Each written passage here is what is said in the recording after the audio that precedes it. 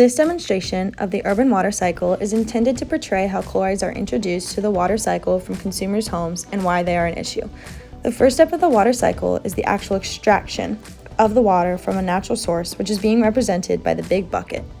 In our area, this water source primarily consists of wells and quarries. Once the water has been taken from its source, it needs to be treated in order to ensure that it meets the health standards for the Virginia Department of Health. Here, the coffee strainer represents the water going through the treatment plant.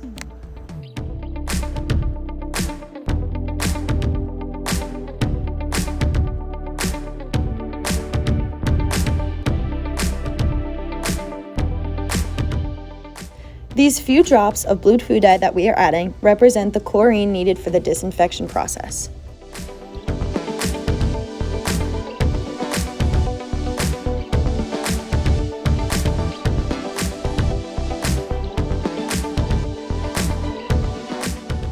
After the water gets treated, it is then sent out to the various consumer sites, those being homes, businesses, schools, and factories.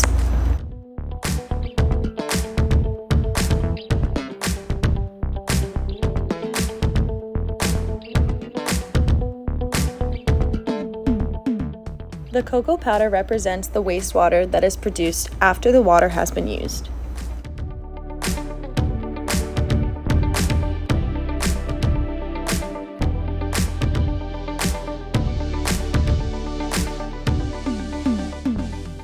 The salt represents the chlorides that are being added to the water, primarily through water softeners. Here's where we see the issue of chlorides come in.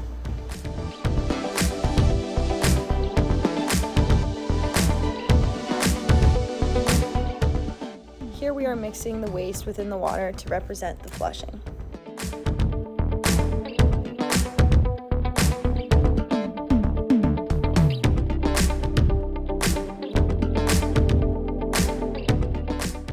Once the water has been used, it goes to a wastewater treatment facility. It is important to note that once the water reaches this facility, there is no way to track it back to its original location. This is represented by the water being poured into all the same bucket.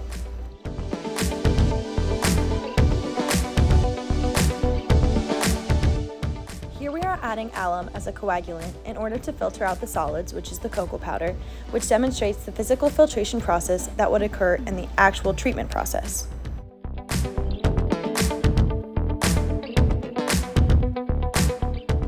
Now we are aerating or adding oxygen back into the water. In the actual wastewater treatment process, there are both physical and biological treatments that the water must undergo before being released back into the environment. Here you can see that the cocoa powder is flocculating or separating itself from the water. You can see that as we pour this water into the separate bucket, the cocoa powder is coming out in clumps rather than in a powder.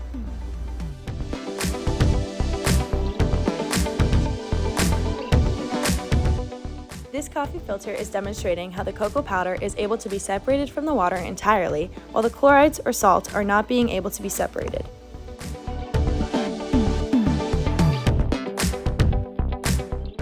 We can see that the water is a different color than it was at the beginning, showing that the chlorides are chemically bound to the water, therefore changing it from its original state.